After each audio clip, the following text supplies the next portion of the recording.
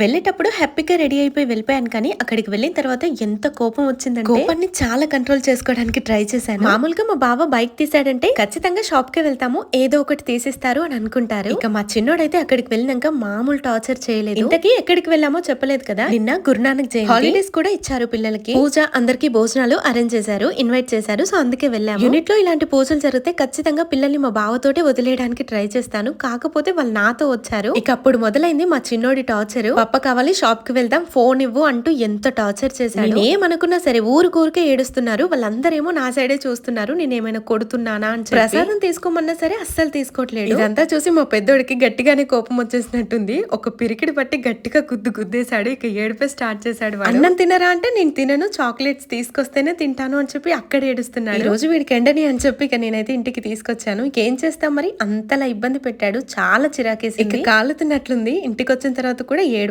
ఏడుపు.